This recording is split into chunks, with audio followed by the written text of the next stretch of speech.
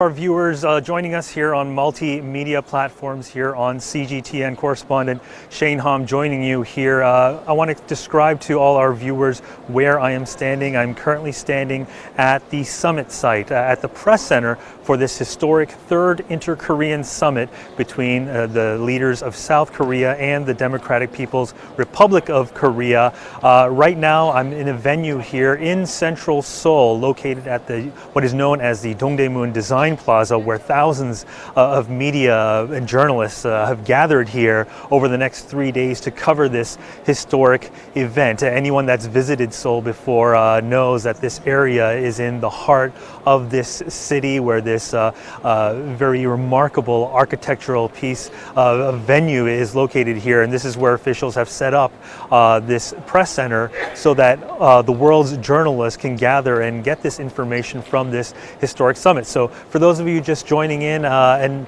not really knowing what's happening here so far, let me fill you in on what we've seen just this morning alone. So early this morning at about 8:40 a.m. local time, South Korean President Moon Jae-in was seen taking a helicopter from his presidential office, and we saw him fly to Seoul Air Base, where he took a plane, where he boarded his plane and then took the 1-hour flight to Pyongyang aboard a direct Western air route there. A historic scene there. He landed there at about 10 a.m.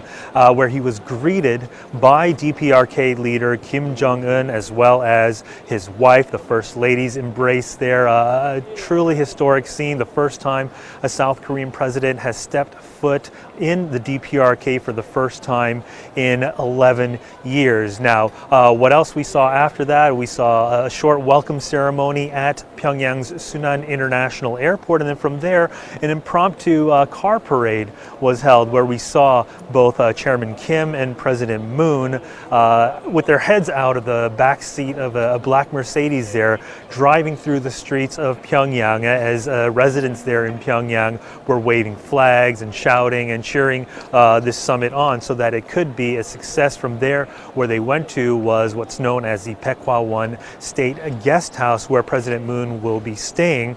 What we expect from now, what we do know at this point as far as information here at the press center, is that President Moon is having lunch, or should be wrapping that up at any moment. This is an individual lunch, and from there the very first meeting between Chairman Kim and President Moon will take place beginning at 3:30 local time. That's 6:30 GMT.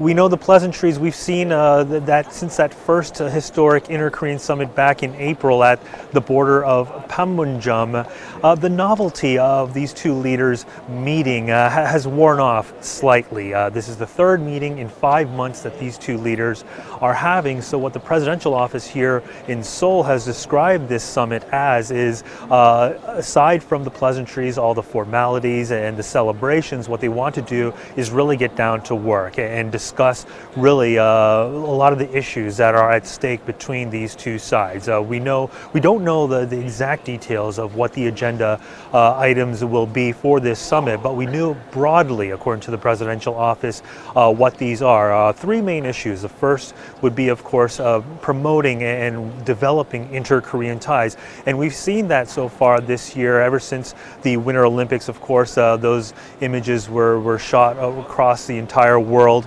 But ever since then, we've seen family reunions, we've seen military talks between the two sides as well. So there's been a lot of progress on the inter-Korean front. Another agenda item would be lowering military tensions here on the Korean Peninsula, possibly disarming along the demilitarized zone to avoid any inadvertent possible clashes, either along the land border or along the sea as well. But the last agenda item, this is what everybody is really keeping a close eye on, and that's, of course, the denuclearization issue. Denuclearization, of course, is the ultimate goal, which would end to a lasting peace here on the Korean Peninsula. And in fact, the slogan for this third Inter-Korean summit is peace, a new future. And you can see it on the back. It's plastered everywhere around this venue right now. Peace, a new future. And that's how South Korean President Moon Jae-in has described what he wants to see at the conclusion of this. That a successful summit would mean promoting more talks between Pyongyang and to Washington, in fact, because at this point there's been a stall in denuclearization talks between the United States and the DPRK. President Trump, we know, was upset with the lack of progress we've seen on that front. He canceled abruptly a trip by his Secretary of State Mike Pompeo to Pyongyang. That led to South Korean President Moon Jae-in sending his personal envoy to Pyongyang, where he met with Chairman Kim, and then subsequently that envoy sent over a letter to President Trump in which President Trump described as a very warm, very touching letter. So that could possibly lead to maybe, depending on how this summit goes, another second possible summit between the leaders of the United States and the DPRK. But that's the background for you. I want to give our viewers just a kind of an idea of the number of journalists that have gathered here at this venue. So again, for those of you just joining in, we're currently at the Dongdaemun Design Plaza here in central Seoul, where a press center has been set up for journalists covering this event. A handful of journalists have tagged along with South Korean President Moon. They are part of a joint press corps that is following the events closely there in the DPRK, but the majority of global journalists are here in Seoul to cover this event, where information is being disseminated nearly in real time.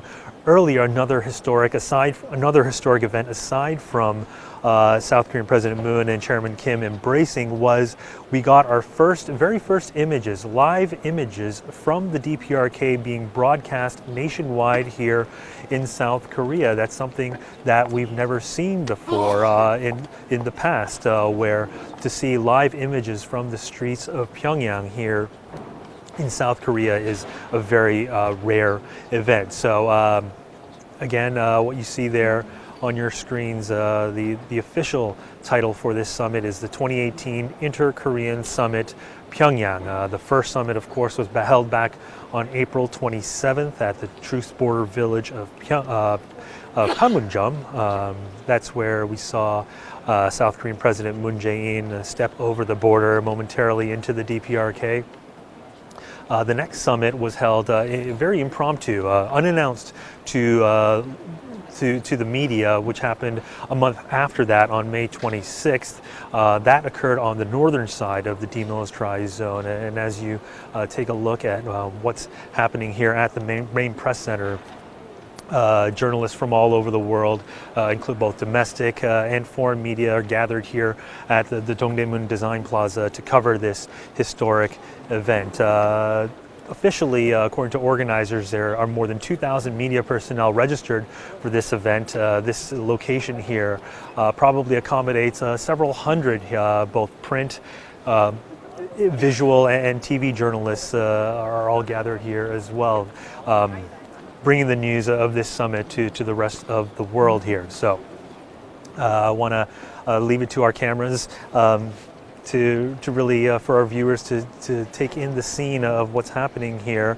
The summit is scheduled to last for 3 days. As far as official itinerary or event items, we know that later on the first official meeting will start at 3:30 here local time. Following that, we know there might be a dinner. We don't know if that's going to be hosted personally by Chairman Kim, but President Moon is also expected to attend a performance, whether that be a cultural performance. We don't know that at this point, but we do know a big contingent followed along with South Korean President Moon Jae-in, including business leaders, also individuals from South Korea's cultural sector and religious sector as well. So a really large contingent here.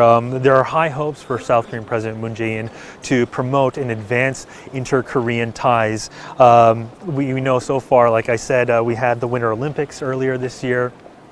We've had family reunions take place as well, and also we've had military talks to ease tensions here on the Korean Peninsula. But if you look over in the back, that's where a lot of the TV media are set up to bring a lot of the visuals. For those of you who view CGTN regularly as well, will know that I've been trying to bring the scenes from this press center and what's happening at the Inter-Korean Summit in real time by the hour.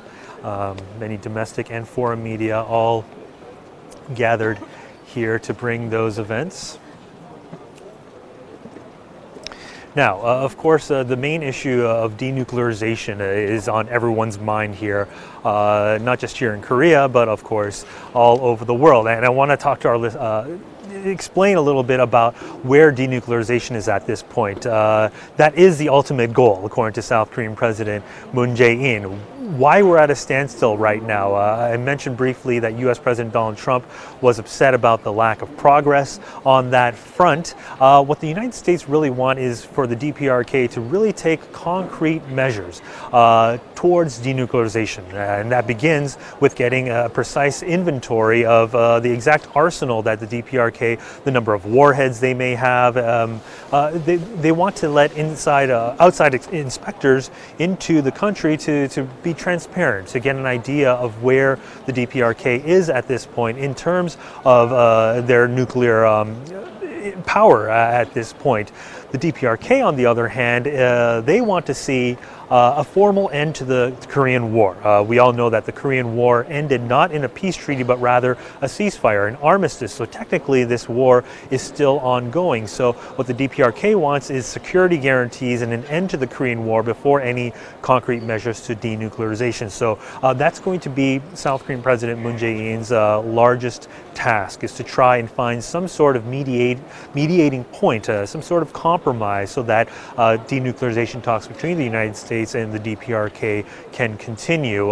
Following this summit, South Korean President Moon Jae-in is scheduled to travel to New York, where he'll be at the United Nations General Assembly, where possibly he may meet with U.S. President Trump on the sidelines there to brief the results of this summit as well. So that's where we are at this point in terms of denuclearization, and that is something that everyone's going to be watching out for when a possible Pyongyang declaration is announced here on possibly Wednesday, after the second meeting between these two leaders here. So that's where we are at this point. If you have any questions about what's going on, feel free to leave them on our various multimedia platforms here on CGTN. Shane Hahm here again, joining you at the Dongdaemun Design Plaza, where the 2018 Inter-Korean Summit Pyongyang Press Center is here at this moment. More than 2,000 journalists registered to cover this event. If you have any questions, put those up. I'll be more than happy to answer them for you. In the meantime, I will leave it here on CGTN. Stay tuned for all the latest updates on this historic summit that's taking place. In the meantime, I'll sign off here. Shane Hahm, CGTN, Seoul.